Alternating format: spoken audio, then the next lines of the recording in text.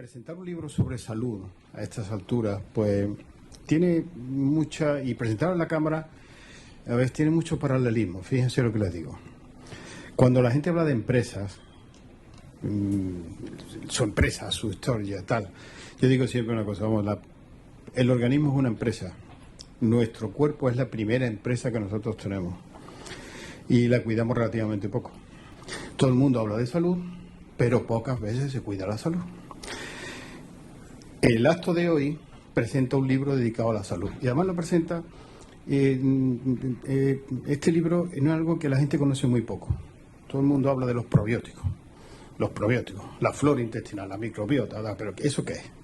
Pues eso son un montón de bichos, dicho literalmente, profesor, un montón de bichos que nosotros tenemos dentro.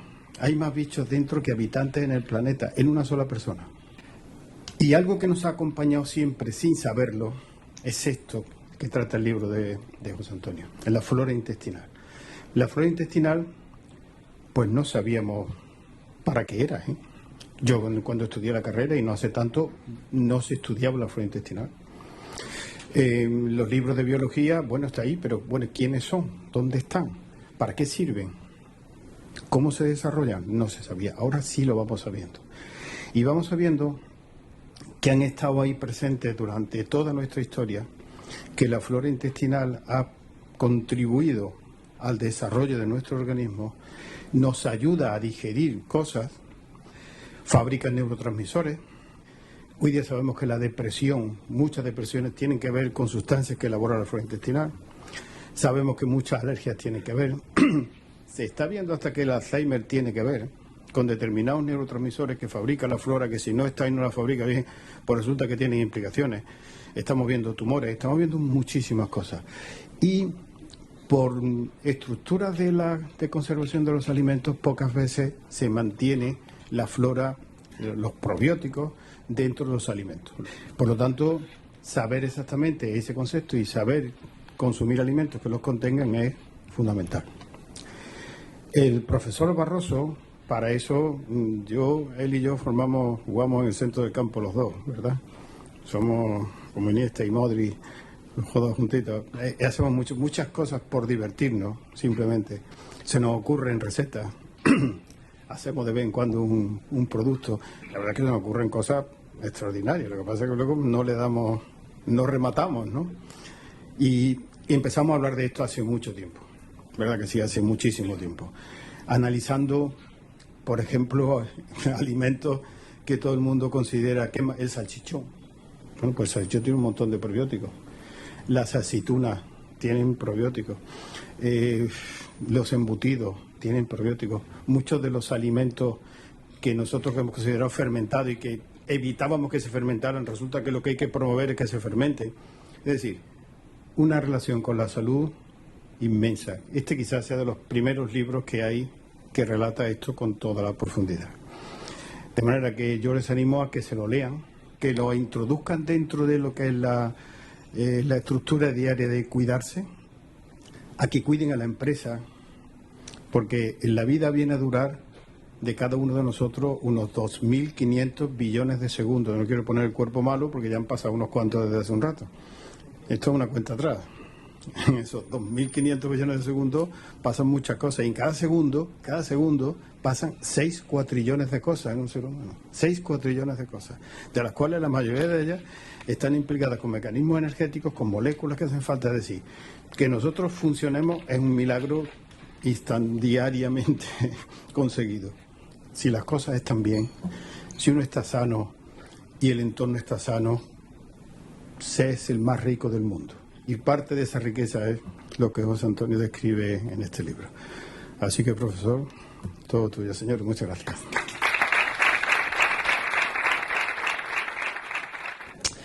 En principio, agradecido. Total y absolutamente agradecido a todos los que estáis aquí. Al doctor por lo que ha dicho, pero no sé, porque normalmente dicen, te dejo la pelota botando, pero es que la deja siempre desde tan arriba, que es muy difícil llegar luego a la altura suya. No lo voy a intentar siquiera, por supuesto, pero vamos a intentar por lo menos que sepáis de qué va el libro y sepáis por qué me atreví yo a hacer una cosa como esta. Este libro fue en principio una especie de revista que hice por afición propia, ¿vale? El título que inicialmente había, algunos llegasteis a tener esa revista, se hizo una pequeña tirada así a título personal. Algunos que llegaste a tener esa primera revista, veréis que el título entonces se llamaba Los probióticos que nos hicieron como somos. Entonces solamente pretendía hacer un repaso a la historia de los alimentos fermentados, hablar de alimentos de fermentación en general e informar sobre cómo eran las fermentaciones, cómo se producían, etcétera, etcétera. Pero cuando me llamó Pilar Pimentel, tu jefa y nuestra editora también, y me dijo, mira, hemos pensado que el libro le vamos a poner otro título. Y me dijo, lo vamos a llamar SOS Probióticos. Pero claro, el título me hizo ver una cosa. Me hizo ver que efectivamente tenemos que entonar un SOS por esos probióticos. Y SOS tiene que ser alto y claro. Tenemos que tratar de que se dejen de eliminar los probióticos vivos de los alimentos que estamos ingiriendo, que no deja de ocurrir cada día. Esa petición de socorro creo que también hay que hacerla extensiva para paliar en lo posible la situación mental de este Homo sapiens en el que nos hemos convertido nosotros y que estamos tan afectados por el mundo que nos está rodeando y que parece ser que la falta de probióticos, y doctor, permítame esta intromisión, parece ser que según vengo leyendo, la falta de probióticos tiene parte de culpa o están descubriendo que tienen parte de culpa en esto. Hay numerosos y muy recientes estudios científicos que están demostrando la importante relación entre la actividad de estos compañeros de viaje que nos habitan y nuestra salud mental. Mucho antes de que aquel simio que se bajó de los árboles y que se convirtió en nuestro antepasado y que llegamos donde estamos, pues mucho antes han estado en todos los alimentos que consumíamos fermentados y sin haber cocinado, por supuesto. Y es que había una cosa importante. Donde estaban los probióticos, o sea, los gérmenes de la fermentación, no había putrefacción. Y ese era el factor que fue lo que permitió que pasara todo lo que pasó después. Desde el Paleolítico nos ayudaron a preservar los excedentes de los alimentos que se conseguían con la caza, y luego en el Neolítico lo que conseguimos con la agricultura y con la ganadería. Esos excedentes, cuando no teníamos frigoríficos ni teníamos saber cómo conservarlos por el calor, ¿cómo podíamos mantener esos excedentes suficientemente comestibles? Gracias a los probióticos, fermentándolos. Y después, como digo, fueron ellos los que nos permitieron disponer de comestibles cuando teníamos hambre en los periodos de escasez. Había periodos de abundancia y en los periodos de escasez teníamos guardado comida gracias precisamente a los probióticos, no gracias a los frigoríficos entonces, Paco. Por ello hicimos la cerveza, el pan, el vino, los embutidos, y no solo nos ayudaron a conservar los alimentos. Al ingerirlos vivos y activos con los alimentos que entonces consumíamos sin tratar o sin maltratar, digamos así, nos permitía unos sistemas inmunes más potentes e incluso esa estabilidad mental que estábamos comentando antes. Nosotros no teníamos ni idea de su existencia. Como bien ha dicho el doctor, hasta hace muy poco tiempo no se sabían que esos bichitos estaban dentro de nosotros haciendo todas esas cosas. Pero sí éramos conscientes de sus efectos, los estábamos viendo, veíamos cómo los alimentos se transformaban. No era el mismo alimento, no era el mismo el jamón crudo que el jamón curado, no tiene nada que ver, ¿verdad? Ni el bacalao crudo con este que llaman ahora punto de sal, no tiene nada que ver. Y todo esto fue hasta que un investigador, magnífico para otras cosas, fue y los descubrió por el tubito, por ese microscopio que se le ocurrió, que fue el señor Pasteur, y entonces él dijo... él vio que los vinos se estropeaban y le echó la culpa a los probióticos. Y dijo, vale, pues si mato a los probióticos, el vino se mantiene sin estropearse. Y para conseguir que el vino se mantuviese bueno de sabor, dijo, vamos a tratar al vino por calor y vamos a matar a los responsables de que el vino se convierta en vinagre, se acidifique, etcétera. Magnífico. Para los que les gusta el vino, eso es estupendo. Pero de paso matamos esa maravillosa flora que el vino estaba aportando hasta entonces. La existencia de este libro se debe en principio ¿a qué? A que me puse a la tarea de investigar en la historia sobre la utilización de los alimentos fermentados y sus consecuencias. Una vez que ya conocía más a fondo, más profundamente el tema de la fermentación, dije, ¿qué pasaba antes? Porque muchas veces la forma de saber para qué sirve algo es ver sus consecuencias, ¿vale? El doctor dice con toda la razón del mundo que antes no se tenía ni idea de todo esto, porque yo creo que no se escarbaba demasiado. Mi amigo León comentábamos un día que los arqueólogos muchas veces no encuentran cosas importantes porque ponen el foco en los sitios no equivocados, sino ellos llevan un foco claro en una cosa. Y los locos como yo, que ven otra orientación, se encuentran con estas historias que pongo aquí en el libro y me encuentro con estas curiosidades que ahora veremos.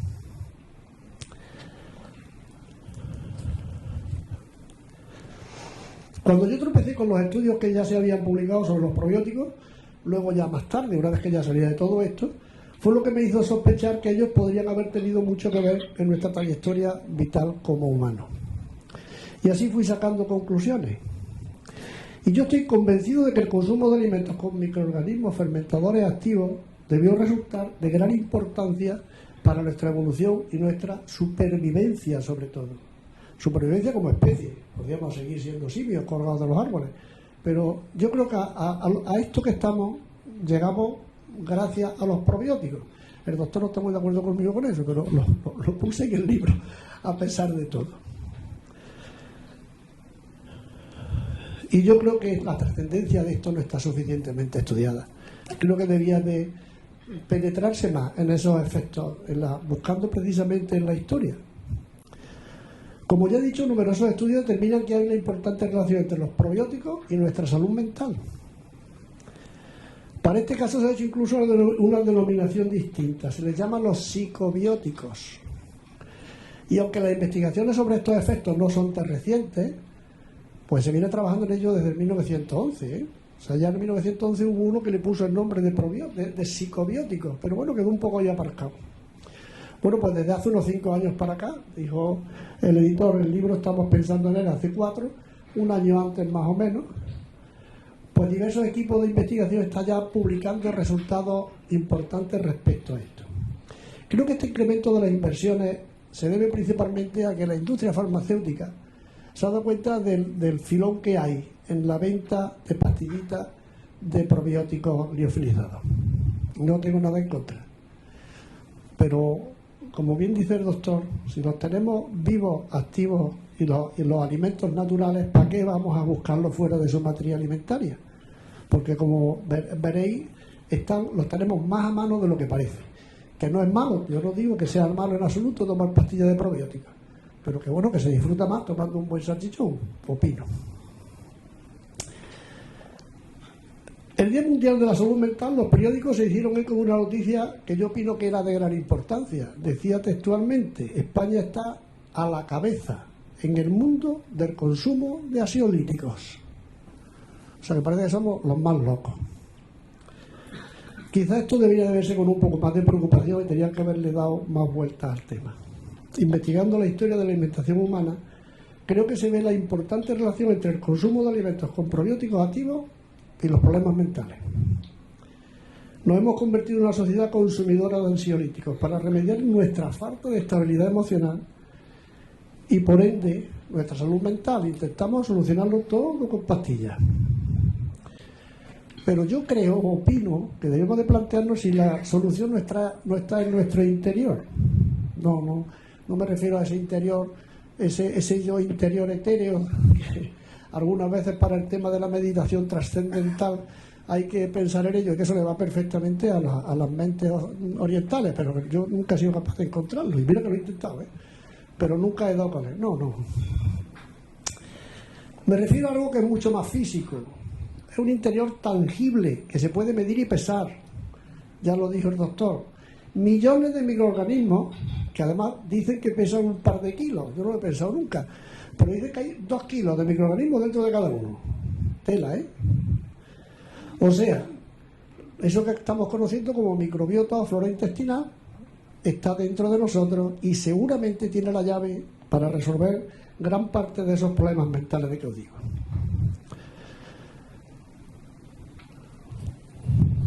Mira, os voy a leer una definición literal de ansiolíticos. Dice: son medicamentos que actúan sobre el sistema nervioso central, reduciendo la angustia y la ansiedad del paciente. Y ojo que dice sistema nervioso central. Pues mira, curiosamente diferentes estudios ya han demostrado, y también leo textualmente, los psicobióticos contienen lactobacilos, unas bacterias que también se hallan en nuestro intestino, pueden aliviar la ansiedad actuando sobre la expresión de los receptores GABA, que es el principal neurotransmisor, inhibidor y relajante del sistema nervioso central. Y que conste que los lactobacilos son comunes en fermentaciones en general, y los tenemos en grandes cantidades en todos los fermentados lácteos, todos los yogures, el kefir que venden, todos los salchichones, si están curados, bien curados, todos los chorizos, las aceitunas aliñadas, todo eso está huyendo de lactobacilos vivos. Si no los hemos matado, claro.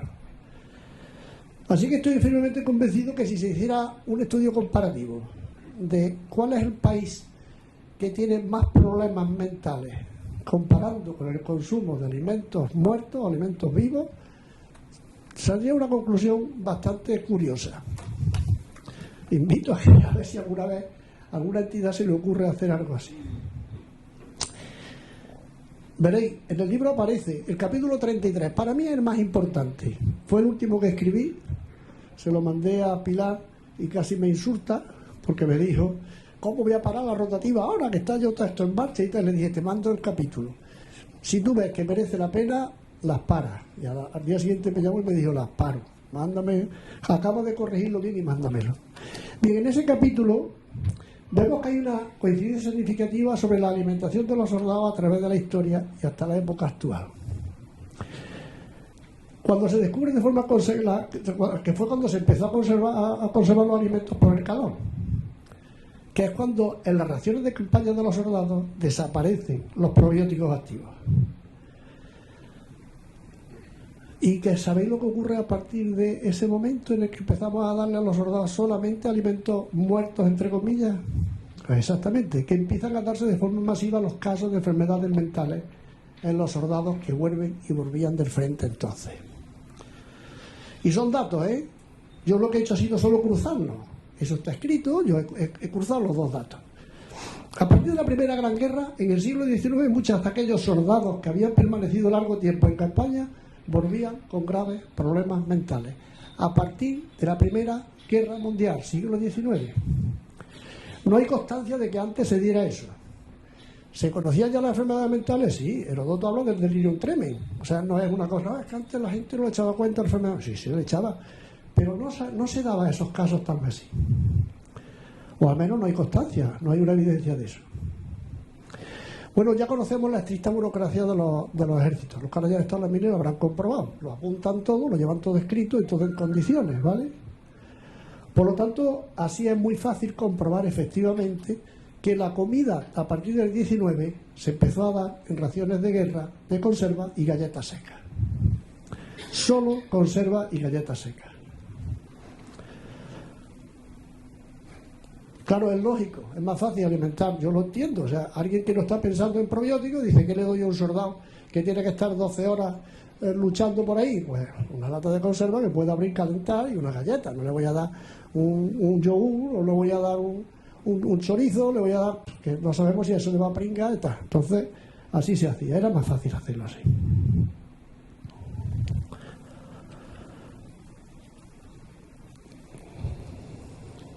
Bueno, tenemos ahora por otra parte una gran información sobre lo que comían las tropas antes de ese siglo XIX. Antes de que las formas de preservar eran mediante procesos de curación, ahumados, salazones, acidificaciones, o sea, embutidos, leche fermentada, queso, aceituna. Eso es lo que comían los soldados antes. Por ejemplo, las tropas romanas recibían salazones y salsa de pescado como el garum, famoso ese, que se producía en toda la costa de lo que era entonces Hispania.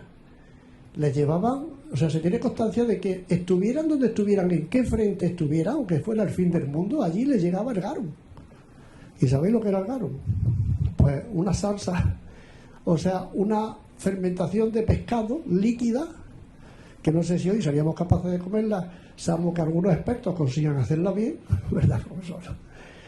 Pero que a eso les gustaba para todo. O sea, lo utilizaban incluso como medicina, lo utilizaban hasta para ponerse en las heridas. Sabían que ahí había bichos que daban soluciones. Bueno, pues los cubrían de garum por todos lados. Y los tártaros también era curioso, llevaba sus yeguas. Cada tártaro llevaba 5 caballos con él, entre ellos iban yeguas.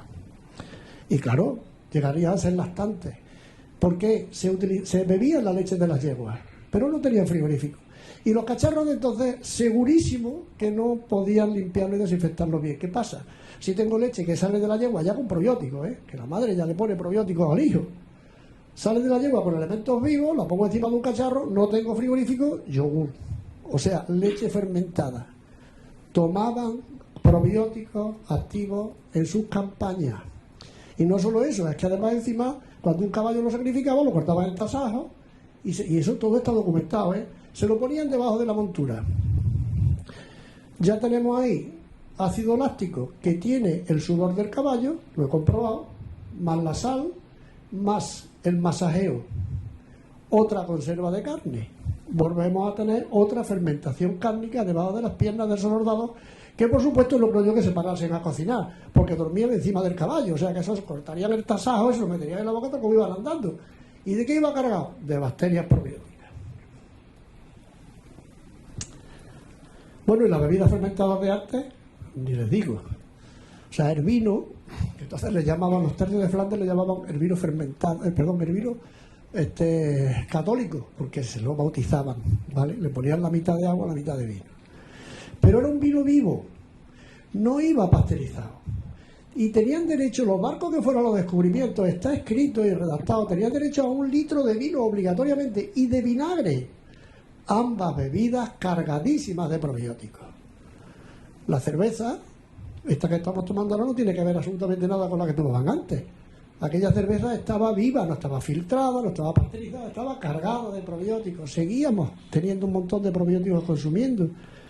Bueno, y la hidromiel de los vikingos no quiero ni contaros, por imaginar, ¿no? Si la miel ya tiene de por sí bacterias probióticas, cuando la abeja la saca, si no las matan, pues imagina cuando fermenta encima con agua más, pues otra carga tremenda de probióticos. Entonces Pasteur todavía no se había dado cuenta de que no había nacido Pasteur y por lo tanto no podía haber matado a los bichos.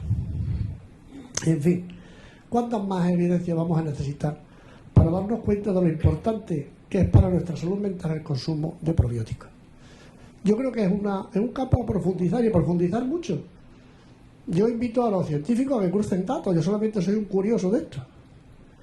Nosotros sí podemos decir que, gracias al laboratorio, pues he tenido acceso a poder hacer mucha analítica, y hemos podido ver exactamente que los salchichones, los chorizos, yo tengo allí aceitunas metidas en frío, le quito la sal, y tengo aceitunas de frío de hace 5 años, siguen teniendo probióticos vivos, aceitunas fermentadas sin pasteurizar. Y tengo he hecho mezclas, que alguno de aquí yo lo ha probado y le gustó mucho, no lo veo ahora.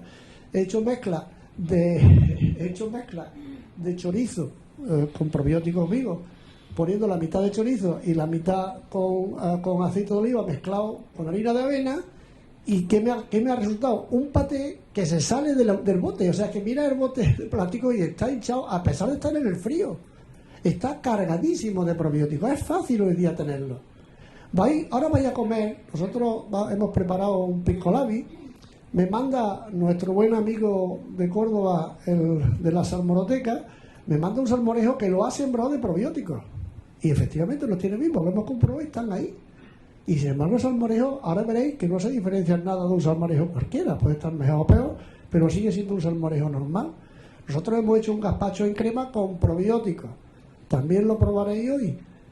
No es nada más que una mezcla de tomate, una crema de tomate en la que hemos inoculado los probióticos vivos. No los dejamos que sigan fermentando, pero los tenemos vivos ahí a vuestra disposición. Las aceitunas que he traído también están cargadas de probióticos vivos porque son aceitunas que no se han pasteurizado. Ya con el vino y la cerveza no puedo hacer nada. En fin, no me queda nada más que daros de nuevo las gracias y si tenéis alguna pregunta, y si no, pues les digo que saquen el pisco labi para que os vayáis de aquí, por lo menos hoy, cargado de probióticos. Un inciso, mi amigo Manolo me puso verde porque el chorizo y el salchichón que yo tenía preparado decía que no era el adecuado para el personal y el sitio que se iba a gastar. Y llevaba razón. Pero Lo que sí os digo que está cargado de probióticos, que era lo que a mí me importaba. Y lo he comprobado. Pero claro, él no veía, no tiene un microscopio en el ojo, ¿no? De hecho, llevaba toda la razón. No, quizás no lo merecéis, pero es el que lleva los probióticos y es el que yo quería que estuviera ahí presente aquí. ¿De acuerdo? Pues nada, si tenéis alguna pregunta...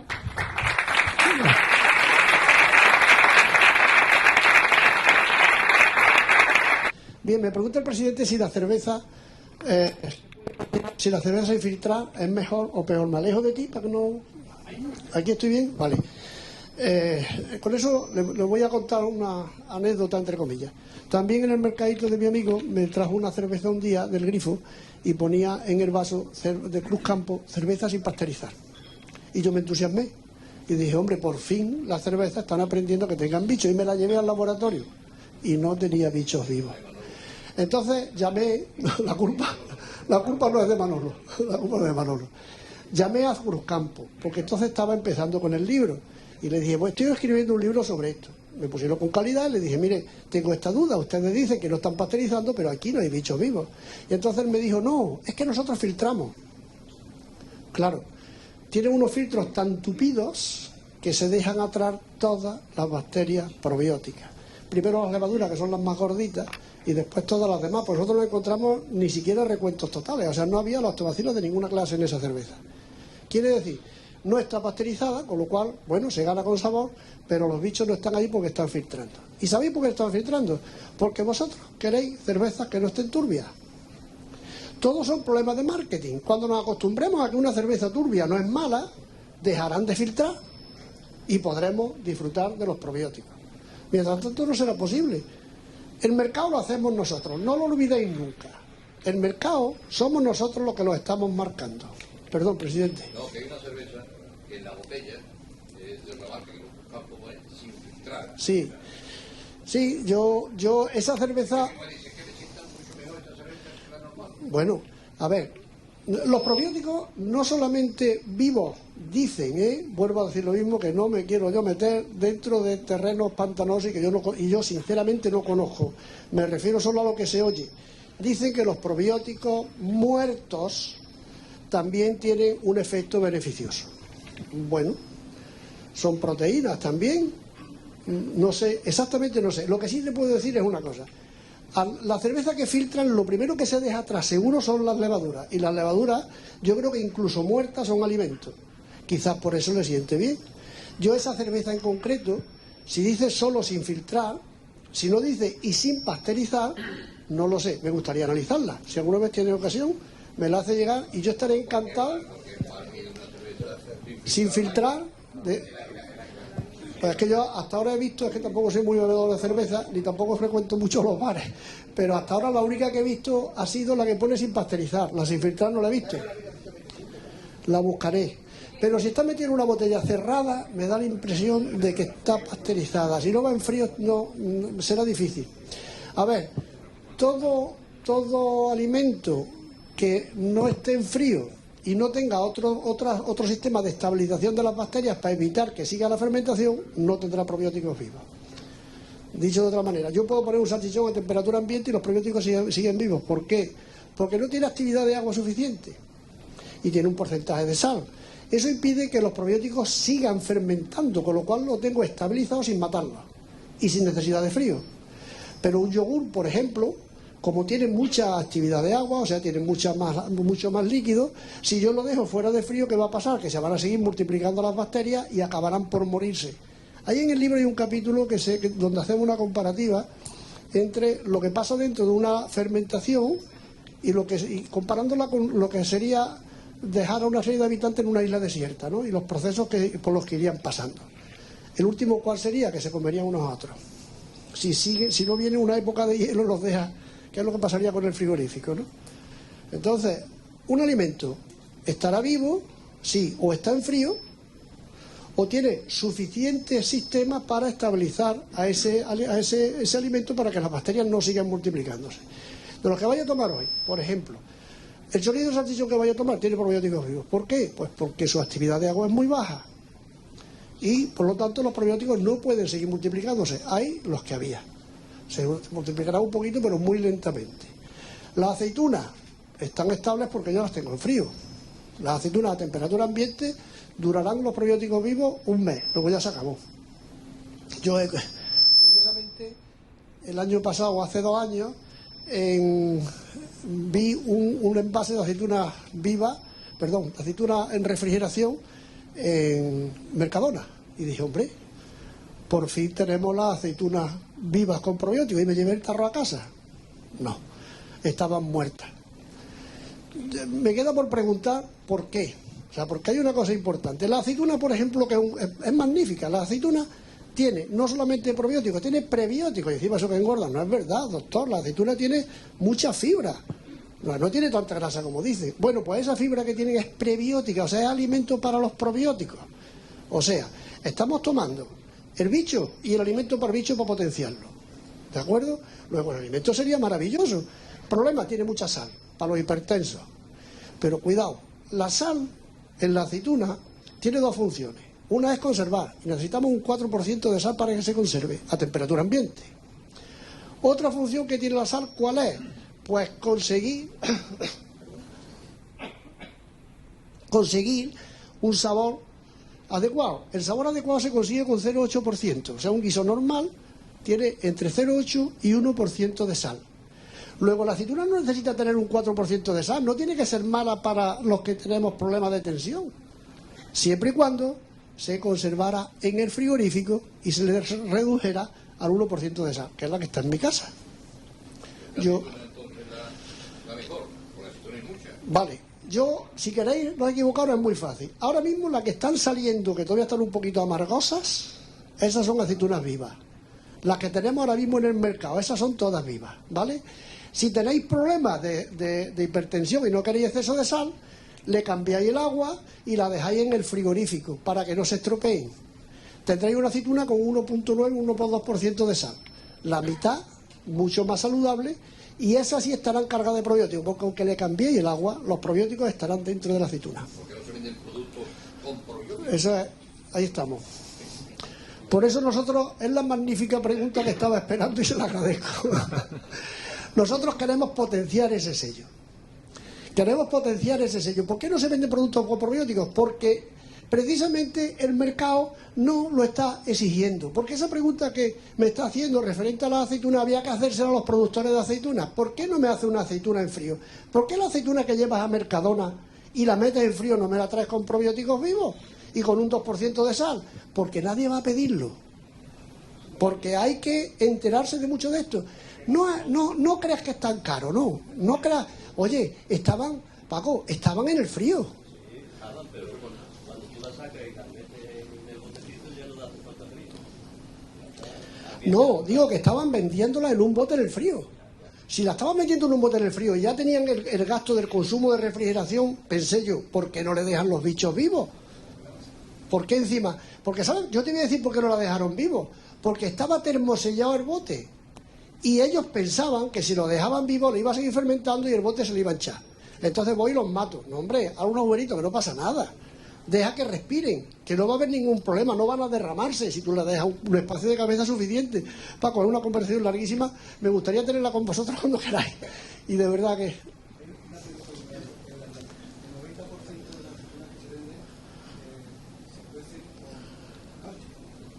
Sí.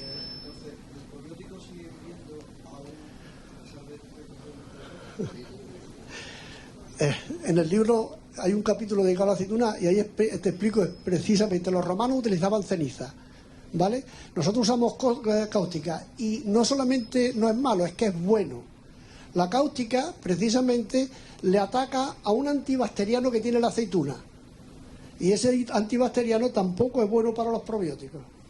O sea, que al hacer una curación con cáustica, si sigues haciendo una fermentación normal, ese olorcito de aceituna tan agradable que tenemos a aceituna fermentada, y luego no la cueces, o sea, cueces no me refiero a cocerla con cáustica, me refiero a cocerla, tratarla por calor, tendrás probióticos vivos y además muchísimos más que si no trabajas con sosa cáustica. No es mala la sosa cáustica en absoluto, porque además luego en los lavados se elimina, o sea, no permanece allí. Y además la sosa cáustica lo que hace es neutralizar, es una base tenemos una fermentación ácida, hay una neutralización de la sosa y va a prevalecer el ácido porque las bacterias lácticas van a seguir generando ácido hasta que se elimine la sosa y ellas puedan seguir viviendo.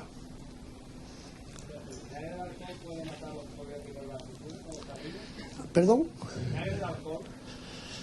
No, para nada, no, el vinagre de alcohol no tiene alcohol, primero. No. Sí, pero lo normal es que no tenga alcohol, o sea, vinagre de vino, estamos hablando, ¿no?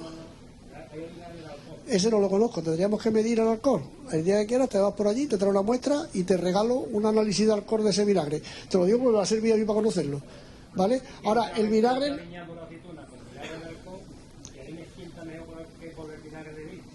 Algún motivo habrá para eso. De todas formas, si el vinagre de alcohol no está tratado, es posible que tenga los probióticos vivos de la fermentación alcohólica. No lo sé, eso es complicado. El vinagre normal, no, al contrario, le hace bien, porque le ayuda a la fermentación a los lácticos, presidente. Sí, la miel normal no. La miel normal, todavía no he encontrado una con probióticos. Lo siento. La única que sí tiene probióticos es la que está en el panal y que chorrea. Después la tratan por calor para trabajarla. Todas. Hasta la de mi pueblo, Nemesio. Hasta la de mi pueblo, que creía yo que teníamos una miel maravillosa y me la traje, analicé y se están cargando los probióticos. ¿Cómo aparecen los probióticos en la miel? Un momento, porque las abejas los llevan en el estómago y al formar la miel los regurgitan. Y además hay un probiótico que es magnífico para el cerebro. En el libro lo tenéis también. Pero tenía que ser que nos dejaran la miel naturalmente tratada y estamos en otro problema. ¿Qué ocurre? Que trabajar una miel sin calentar es complicado, tiene mucho tiempo, tiene que dejar los paneles que suden y tal y cual, y me imagino que será por eso.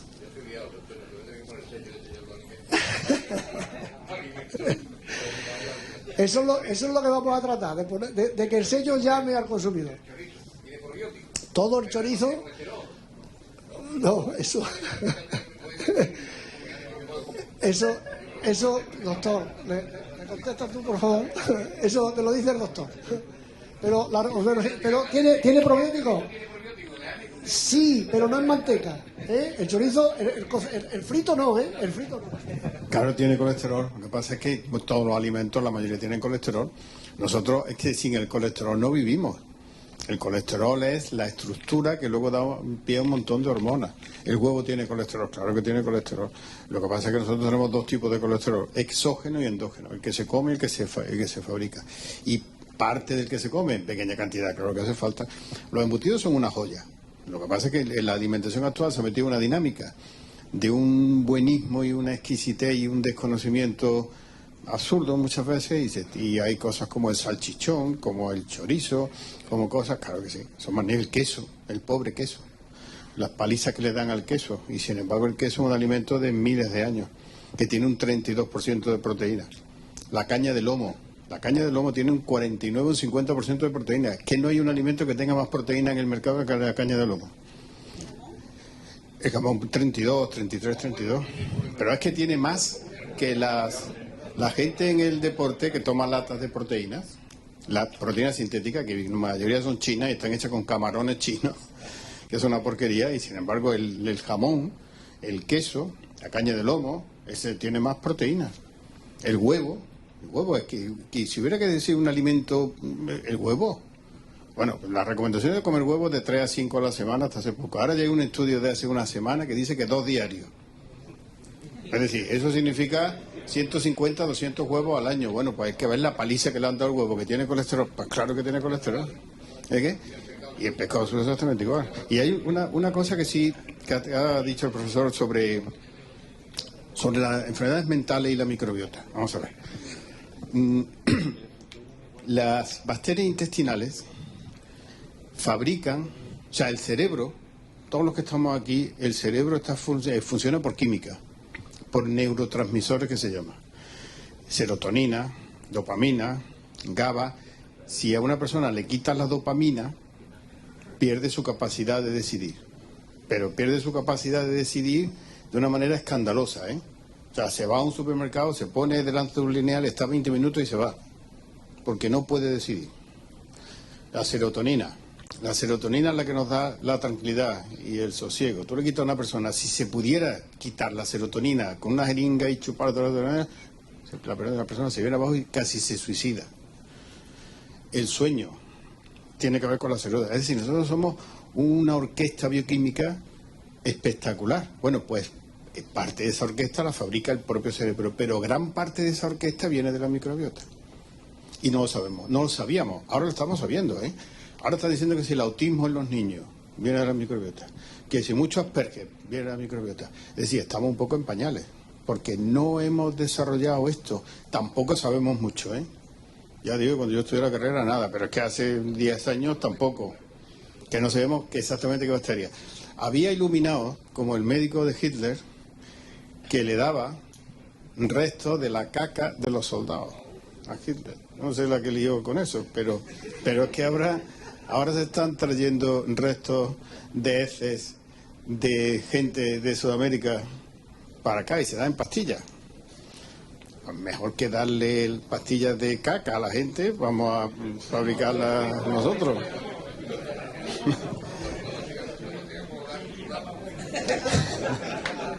A ver. Un amigo mío fue al médico. Un amigo mío fue al médico, ¿verdad? Y le pregunto, digo, ¿qué te ha dicho el médico? Dice, que tengo un poquito de sangre en el colesterol. Un poquito de sangre en el colesterol. Hombre, ese tipo de cosas se han comido toda la vida. Lo que pasa es que últimamente hay mucha gente que abusa en grandes cantidades. En pequeñas cantidades tampoco pasa nada. Lo importante en la alimentación, y el profesor y esto nosotros que hacemos mil cosas de cosas juntos, de inventos de comida, es comer poco y muy bueno. Y excelentemente bueno y cada vez menos. Lo único que hace que la gente viva más es comer poco. Eso se llama restricción calórica. Es decir, comer menos que el presupuesto que uno tiene para alimentarse. 4 o 5 veces al día. Toda esta historia del ayuno intermitente, esto es mentira. Mentira. Absurdo, mentira y no quiero decir un taco porque estamos en un centro absurdo, porque al cuerpo lo que le gusta es pequeñas cantidades varias veces al día. En el momento que lo deja un tiempo largo, que eso nunca lo ha deseado el ser humano, pues entonces hay la insulina, el glucagón, hay un montón de hormonas que empiezan ya a complicarse la vida y empiezan ya a alterar y empiezan a modificar ciertos parámetros. No, que eso que hace la gente del ayuno intermitente, come a mediodía, no come hasta el día siguiente a mediodía. Luego lo veo yo con 0,35 de azúcar entrando en urgencia medio muerto. Algunos que no saben que son diabéticos les da una hipoglucemia. Y luego cuando comen, es como si ahora llueve, la tierra seca chupa, pues eso pasa con el organismo. Sobre esto de la alimentación es muy, muy bonito, pero se presta a que todo el mundo le gusta hablar, decir, hacer y ser original. La pandemia de este mundo no es el COVID, es querer ser original. Ese es el gran virus que hay metido en la gente. Todo el mundo quiere ser original y quiere decir una cosa que no haya dicho nadie. Y si es escandalosa, mejor. Y si es complicada, mejor todavía. Y si abarca lo que es la fisiología del ser humano, mucho mejor. Eso, lo de la salud mental, queríamos decirlo porque nosotros, él y yo hablamos mucho de que lo que yo no estoy de acuerdo, que él ha dicho que no estoy de acuerdo es que él dice que la microbiota fue la que hizo al ser humano. No, al ser humano lo hizo comer carne. Si nosotros no hubiésemos comido carne, todo esto... Bueno, si no hubiésemos comido carne, no estaríamos aquí nosotros hablando ahora, porque es el cerebro que recibía a base de la carne. Por eso, cuando oigan ustedes toda esta historia que hay ahora de la carne y de la carne roja, todo es mentira. Todo es mentira. Ni las vacas contaminan lo que dicen que contaminan. Las vacas contaminan, pero llevan contaminando millones de años. Y solamente el 7% del CO2 y está el 14% con el metano es reciclable y el 7% del CO2 en 10, 12 años vuelve otra vez al suelo. Estamos hablando en total de la agricultura y ganadería, no llega al 14%. El resto son los combustibles fósiles. El día que se acabe la gasolina y se acabe el diésel y se acabe todo, pues no pasará nada. Pero como hay un interés político, ideológico y económico y una cosa que empieza por J, que no la quiero decir, estamos donde estamos.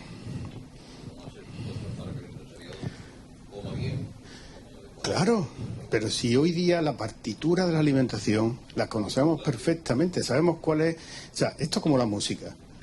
Hay notas musicales y una composición de una ópera. Bueno, pues la ópera de la alimentación humana la sabemos cuál es perfectamente. Lo que pasa es que hay que saber, o sea, una vaca tiene un alimento, un tigre tiene un alimento, uno. Nosotros tenemos 46.800. Esos son los números, esos son lo que hoy día en un supermercado donde estuviese todo hay. Habrá que saber elegir, ¿no? Entonces la gente se sabe los gigabytes, se sabe todo lo que tiene un móvil, todo lo que tiene un ordenador, pero no sabe comer. Y una persona se come en su vida, y tantas veces hemos hablado, profesor y yo de eso, 70.000 kilos de comida. Es lo único que entra en el cuerpo y se quedan 67.000. 3.000 se van con las bacterias. 67.000. Bueno, pues de cómo uno elija eso depende de la vida.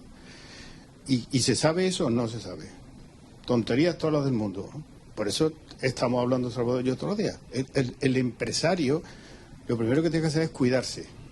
Y después de cuidarse, negociar, emprender y todo. Pero primero, sí. No, por supuesto que no. Teniendo todo al alcance para saber, ¿eh? Y aquí tenemos el reporte contable, Patrick. Podríamos ser un menú probiótico. Claro. Bueno, con probióticos. Con probióticos. Y ahí en el libro también lo veréis. Hay precisamente una línea de alta cocina que están con probióticos, están trabajando. O sea, ahí en Madrid hay ya varios restaurantes que ofrecen comida con probióticos. Claro, lo que pasa es que también... Sí. El restaurante Noma, René de Sepi, que lo pusieron hace muchos años atrás, Trabaja con probióticos. probióticos. Sí, sí, sí. Típico, ¿cómo se llama? Cuidado con eso.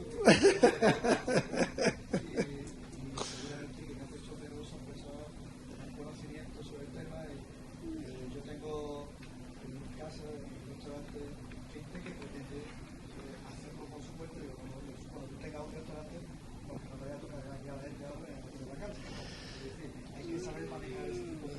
Sí, las fermentaciones hay que saber manejarlas, efectivamente. Lo menos importante que puedes envenenar a alguien, porque es difícil. Con una fermentación, si se te ha desviado, te va a tirar de espaldas cuando la huelas nada más. O sea, ya dijimos antes que donde hay putrefacción no están ellos.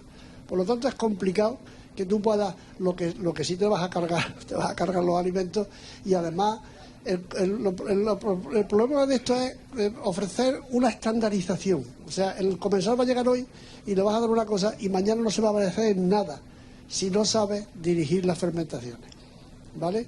No es imposible, no es fácil, pero se puede hacer. Yo, por ejemplo, ahora estoy aprendiendo con las kombuchas. ¿Qué quieres que te diga?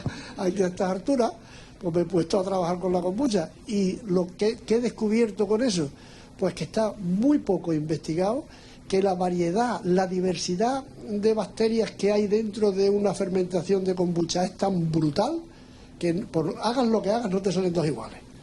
De ninguna de las maneras, salvo que la redirijas después. O sea, tú coges después y haces unas filtraciones, te dejas la mitad de la levadura fuera, haces no sé qué, no sé cuánto, para que se quede muy bonita, y entonces lo igualas, ¿vale? Que es lo que parece ser que es necesario. Cuando el consumidor entienda que abrir una botella de kombucha puede ser una lotería, hoy me gusta, mañana no, pero es un producto que me está beneficiando, conseguiremos, por ejemplo, que eso vaya bien. Mientras tanto, no. La kombucha es un té fermentado, perdonad, es que yo pensé que ya lo estaba. Es un té verde o negro, fermentado con azúcar. Entonces, lo que se hace es una simbiosis de una levadura, se parece mucho a lo que aparece en las aceitunas arriba, eso que se ve tan asqueroso. Pues eso no es malo, son probióticos. Y en este caso, esa levadura está en simbiosis con las bacterias, principalmente bacterias lácticas. Entonces las bacterias lácticas comen azúcar que le ponemos y la levadura fermentan el té. Y entonces aparece una bebida gaseosa con un ligero sabor a vinagre, tiene un ligero sabor a vinagre, no es vinagre por supuesto, porque hay una fermentación acética. Yo no sé, es difícil. Que lo pruebe lo define y dice, parece una sidra rara, ¿vale? Sería una cosa así. Si hace la fermentación bien. Si no fermentas bien, se queda dulzona y muy agradable para algunos golosos. Pero ahí seguramente las bacterias no han llegado a su punto, tiene que estar ácido, ¿vale? De todas maneras, en internet, si ponéis en internet kombucha, beneficio de la kombucha, me parece que hay 5 o 6 millones de entradas, ¿eh? O sea que está en internet y está muy bien explicado todo. Perdón, doctor. Así que tener cuidado con la toma, la toma de antibióticos, ¿eh? Cuando se toman antibióticos, el antibiótico es una bomba nuclear de la flora intestinal. O sea, entra el antibiótico y se cepilla media flora intestinal y luego se rehabilita, pero a veces por el lado equivocado. Es otra historia, porque ahora vemos todos los días en la consulta un montón de intolerancia, un montón de alergias, un montón de cosas, pero yo que paso consulta todos los días, no veo a nadie intolerante por encima de los 50 o 55 años. 50 o 60 años nadie. Va a una comunión o un cumpleaños de un niño y aquello es, bueno, una historia, niño intolerante, esto, lo otro. Muchas veces tiene que ver todo esto, ¿eh? O sea, esto lo que pasa es que es un mundo nuevo. Un mundo nuevo, yo soy endocrinólogo y yo esto no lo sabía hace unos años, sinceramente. Ni lo analizamos todavía. Lo analizaremos. Qué muestras hay, cómo están y qué bacteria es. Y luego también depende de lo que uno coma. Si uno come por el lado del Madrid, pues la flora es del Madrid. Si uno come por el lado del Barcelona, pues la flora es del Barcelona. O sea que la flora se va orientando en función de lo que coma. No, el mundo es importante, pero hay tantas cosas que parece que están relacionadas con eso que merece la pena investigarla y profundizar en este campo. De hecho, en la escuela de gastronomía meteremos una línea de cocina probiótica, de meter alimentos que no se trata de no pensar en otra cosa, porque aquí el mundo es así.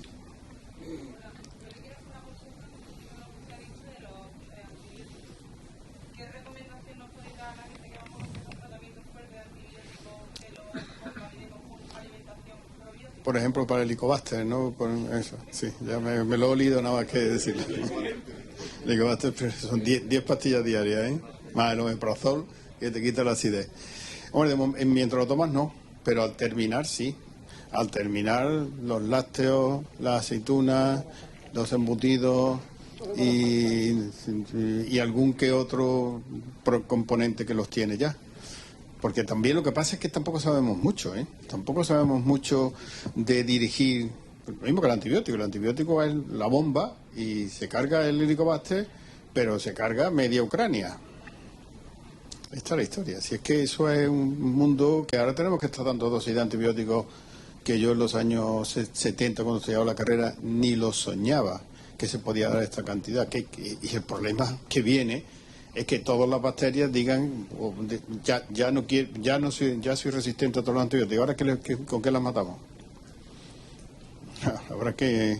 Y esto puede venir muy bien para todo eso. Bueno, puede de alguna manera reacondicionar la flora lo suficiente como para eso. Pero de momento aguanta el chaparrón porque te quedan 10 días, no, 14 días. Sí, ¿no? Lo siento, amoxicilina y lo que viene detrás. ¿Qué más? Sí.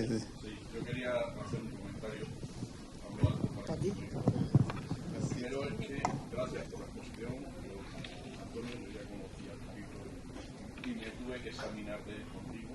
¿Se oye? Yo veo algo que me parece importante y es que lo que habéis explicado va en contra de la tendencia social que ahora se está vendiendo. Que se nos vende... por parte, tú lo has rozado un poquito, me parece que es Escribano, ¿no? Su apellido. Bueno, entonces, que se nos ha explicado por parte de la política y también de la famosa Agenda 2030. O sea, una mentira más que está dentro de esta famosa agenda. Y lo otro es una reflexión que ya hago, que no me había dado cuenta yo de esto, tampoco leyendo el libro, y es que esto debilita al ser humano. O sea, desde el punto de vista psicológico puede tener una consecuencia si nos alimentamos mal y si que podemos tener después problemas, ¿no? Entonces, bueno, es un ataque más. Quiero decir, es algo a tener en cuenta, simplemente que tenéis una lucha por hacer, porque esto va en contra. Yo estoy seguro que vais a tener una oposición para promover todo esto, porque ahora mismo lo que se lleva es no comer carne, hacer las cosas ni huevos, ni nada, en fin, un tipo de alimentación que es totalmente contraria. Pero os animo, desde luego, yo estoy con vosotros, soy extremeño, he hecho matanzas también en mi tierra, estamos hartos de comer migas y queso, tenemos la torta del casar, tenemos cosas de estas que lógicamente están llenas de probióticos. Y entonces, pues os animo, porque hay que ir con ello, nada más que ello. Muchas gracias por...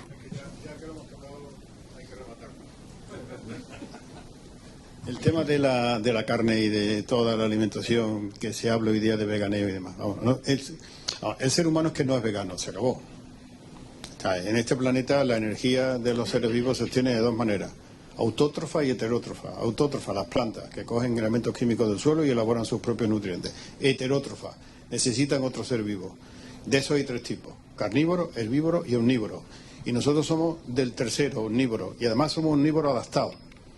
Como que somos más carnívoros que otra cosa. Y cuando alguna vez tengo algún debate con alguien, le digo dos cosas. Le digo dos cosas nada más. Una que no se ve: el aparato digestivo. Colon corto e intestino delgado largo. Justo al revés que los herbívoros. Y luego otra cosa fundamental: los ojos. Nosotros tenemos los ojos de un depredador. ¿Alguien ha visto un herbívoro con los ojos enfrente? Todos los herbívoros tienen los ojos aquí en los lados, porque se defiende. Nosotros miramos como un águila, con visión estereoscópica. Luego, somos más carnívoros que otra cosa. Si no hubiésemos sido carnívoros, no estaríamos ahora mismo con este cerebro. Porque esa proteína hace 2,7 millones de años más o menos empezamos a desarrollarla. Primitivamente éramos lo que podíamos: raicillas, hormigas, lombrices. Luego fuimos carroñeros. Iba el león, cazaba y nosotros íbamos detrás a ver lo que podía quedar el león. Y luego fuimos aprendiendo a cazar. Y este hombro no lo tiene ninguna especie, solo nosotros. Y lo desarrollamos cazando. Este hombro complejo que además se usa y demás es para la caza. Y cuando las cavernas pintaban, no pintaban una olla, pintaban un arco. Es decir, esta cultura de ahora del buenismo, de los animales, que tal maltrato, es que no tiene sentido. Si es que la biología es así. Y cuando al ser humano le ha faltado el respeto a la biología acaba faltando el respeto a él. Y toda esta serie de tonterías que nos están metiendo en realidad es muy poco. El 75% de la población humana no piensa en esto. Queda un 25%. De ese 25 hay un 20 que le da lo mismo. Piensa un poco. De ese 5 que queda hay un 3,5 un poquito más motivado. Y un 1,5% de activistas. Pero chilla. Son los que hacen ruido. Si mañana en el Sánchez Pizjuán sale una pancarta diciendo que Jesús Navas no sabe jugar al fútbol, mañana hay un titular en la prensa que diga: el Sánchez Pizjuán sentencia a Jesús Navas. Y dice que no sabe jugar al fútbol. Y son 4. Pero el mundo es así. ¿Qué hay que hacer? Pues el resto de Sánchez Pizjuán que se coman los de la pancarta, que es lo que debíamos de hacer todos. Que se callen y que se dejen de tonterías, porque en el fondo todo esto tiene muchísima estructura política. Los verdes del Parlamento Europeo son bisagras que apoyan a ciertas estructuras que tienen que defender cosas que los verdes dicen y al final lo meten en leyes y nos complican la vida a todo el mundo. Y va a la consulta gente con niños veganos, niños que les falta vitamina B12 y por lo tanto van a crecer menos mental y físicamente.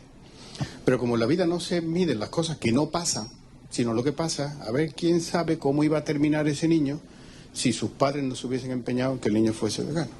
El niño va a crecer 5 centímetros menos y va a ser un poco más tonto de lo que hubiese sido él listo. ¿Cómo se demuestra eso? Bueno, pues en eso estamos, profesor. Y él y yo debatimos mucho, peleamos contra esto. Pero esto es lo que hay. Y encima la gente hoy día es un poco cobarde, porque esto que yo estoy diciendo, coge un vegano y mañana me pone a parir en las redes. Pero la gente con tal de que no lo ponga...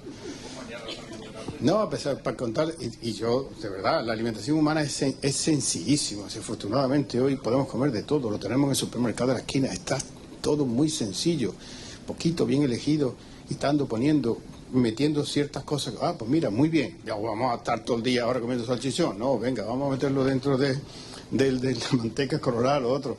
Las cosas en su justa medida. Y ya está, y a vivir. ¿Entiendes? No sé qué. Decía un autor de un libro de aditivos, en el prólogo, decía que bueno, que los aditivos alimentarios no son buenos ni malos, depende todo de la cantidad.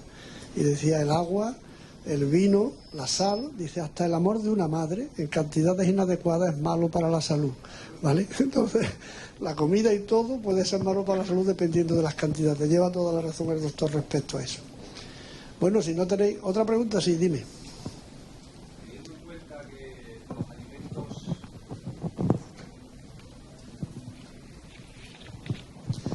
Teniendo en cuenta que los alimentos con probióticos son alimentos vivos, y antes te he escuchado decir, además en más ocasiones, con el tema de la kombucha, por ejemplo, que no salen dos kombuchas iguales, ¿no existe un peligro de que esos alimentos puedan malear el alimento final, para que tengan algún peligro de envenenamiento y por otras bacterias que hayan proliferado?